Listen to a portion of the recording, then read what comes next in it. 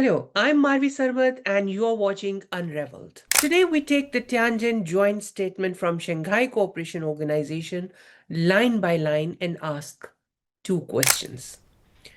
What exactly did the leaders put on paper on September 1, 2025? And what did they signal between the lines for South Asia? What the text actually says first, the security core. The declaration condemns three specific attacks: the April 22 Pahalgam massacre in India, Indian administered Kashmir, and the March 11 Jaffar Express hijacking in Pakistan, and then May 21 Khuzdar school bus bombing in Pakistan. It extends condolences and says perpetrators, organizers, and financiers must be held to account. Now, notice the drafting choice. No attribution to any state, but the word financiers/sponsors remains deliberately elastic language that allows capitals to argue their cases in other forums without the SCO naming names.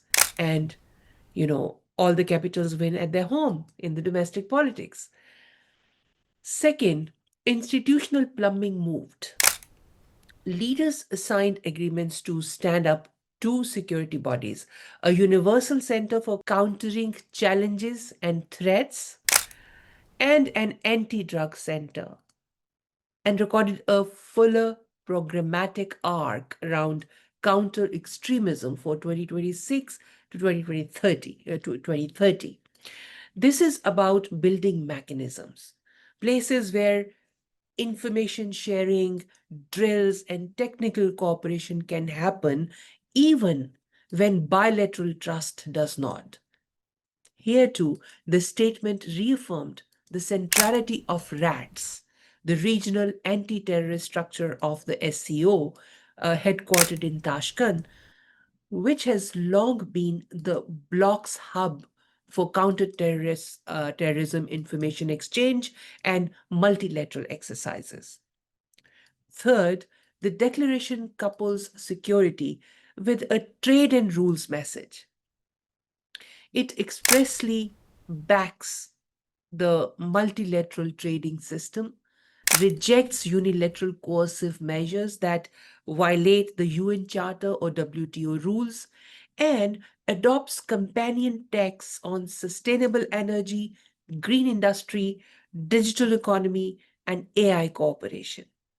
In plainer English, a collective nudge against tariff adventurism and technology blocks. Language smaller, import independent South Asian economies can point to when markets get rough. Fourth, money and mandate. The leaders decided to establish an SCO Development Bank and to accelerate consultations on its operating design. Beijing and international outlets separately framed this as the political green light for a new lender, with China also touting a near term loan envelope for SCO states. The details, capital governance pipeline, are not settled, but the headline decision is no longer just a speech line. It's out in there. Fifth, the SCO's housekeeping and scope. Important to watch. The summit adopted 24 documents, launched the two centers, granted a dialogue partner status to Laos, welcomed CIS as an observer, and handed the 2025-26 chair to Kyrgyzstan with an SCO plus outreach spanning neighbors and multilateral bodies. That breadth matters. It shows where the forum wants to anchor legitimacy and where it's expanding its convening power. How we got to this text and why that matters. Let's talk about that now. 2 months ago, at the Qingdao SCO defense ministers meeting, there was no joint communique. India withheld consent over the omission of Pahalgam, while other terrorist references stood. Means Pakistan's terrorist references, um, which Pakistan blames on India. That breakdown set the stage for Tianjin's rebalanced clause. All three attacks named in one paragraph, symmetrical condolences, and the sponsor financiers line intact. In diplomatic drafting, that's how you mend a rift without forcing either capital to recant its narrative. Reading between the lines, South Asian edition. First, a calibrated symmetry on terrorism. That's what we saw. From Islamabad's lens, Jaffar Express and Khuzdar stand beside Pahalgam at heads of the state level, preserving space to press allegations and to seek cooperation against cross-border financing, without the SCO adjudicating the blame. From New Delhi's lens, Pahalgam's explicit mention at the leaders' table is the validation it sought after Gindao. This is exactly the balance the forum was designed to produce. And then another important point of the finer print of the statement was multilateralization what of what bilateral distrust can't handle. The new security centers and the reaffirmed role of RATs formalized channels. Watch lists, training, counter-terrorism exercises, where Pakistan and India can work alongside each other without being forced with each other. Expect more tabletop and field drills and less politically toxic intel fusion. And then we come to the textual shield against tariff coercion. Comes the USA. The trade paragraphs are not enforcement tools, they are talking points with teeth. When tariff sanctions or export controls bite, South Asian governments can cite a leader's text to argue for carve outs for open access in every direction and against weaponized interdependence also. That signal is unmistakable in the Tianjin wording on WTO-based non-discrimination and opposition to unilateral coercive measures. The fourth and important one is a bank, if born, will be politics in the plumbing. The decision to establish the SCO Development Bank is real now. What it becomes depends on governance shares, pipeline selection, and currency choices. If it ends up financing cross-border power grids, logistics, and digital public goods, it could modestly add to South Asia's options alongside CPAC, ADB, AIIB, and World Bank windows. If it skews to prestige projects, it will be another acronym with little development bite. So a lot to watch. And the fifth point is sovereignty um, of the states and UN centricity, the anti-block language, they are not filler.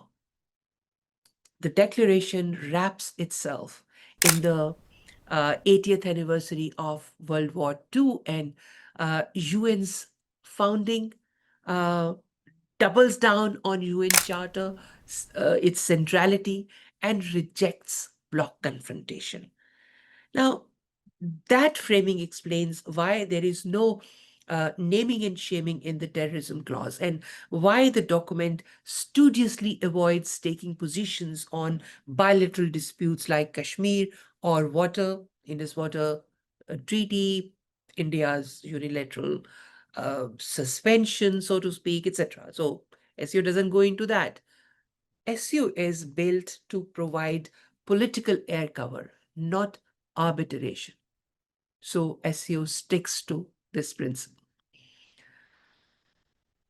And then the wider theater, that mattered too. Beyond the text, the docket and SCO plus optics sent a message of Eurasian breadth. Partners from Southeast and West Asia um, in the room, a slew of energy, digital, and science statements, and a stress on local currency, local currency settlement and institutional reform. It is incremental, not revolutionary, but it's a blueprint for de-risking supply chains and finance without severing global ties. What changes tomorrow and what doesn't, that has to be watched. Now, what may change is counterterrorism practice. Expect continuity. I mean, RATS facilitated exercises, iterative data sharing, and the Shambe process on border security moving to its next venue. That is something to watch. What you should not expect is SCO mediating Pakistan India intelligence fusion or any such frictional aspect. Finance. The bank moves from idea to design. Now, watch for capital structure, seat allocation, pipeline criteria, and whether local currency instruments are encouraged. That would be volatile, and you will see President Trump's reaction on that.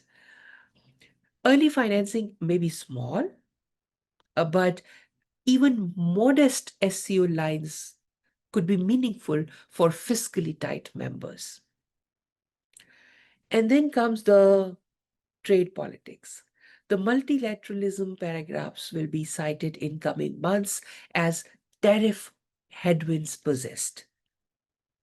इसको दोबारा करूंगी please इसको दोबारा करूंगी इसको पिछले वाले को काट दीजिएगा ट्रेड पॉलिटिक्स जैसे शुरू किया वहां से काट दीजिएगा And then there is trade politics. The multilateralism paragraphs will be cited in coming months as tariff headwinds persist. They are rhetorical shields, not market access keys. But in negotiations, well-timed rhetoric matters. And now, my own personal view of all of this is if multipolarity is to mean anything beyond flags and photo ops, it must serve people. Clean energy that reaches villages, transparent financing that doesn't mortgage sovereignty, due process in counterterrorism that does not violate human rights, and media freedom robust enough to scrutinize all of the above. The Tianjin text, careful, symmetrical, and purposely non-attributive, creates political space for cooperation. Whether that space is used to protect rights and deliver public goods in South Asia is now a test for the capitals, not for the communiques so much. So, what did Tianjin really give us? Not breakthroughs, not arbitration, but symmetry where there was discord, and institutions where there were only slogans. A development bank on paper, two news centers in design, and a terrorism paragraph that both Islamabad and New Delhi can quote in the same breath. In today's fractured global order, even that measured balance is worth noting. I'm Marvi Sarmat, and this was Unraveled. If you found this analysis useful, don't forget to subscribe and share your thoughts in the comments. And join us again as we continue to dissect the shifting geopolitics of South Asia and beyond. Have a good one.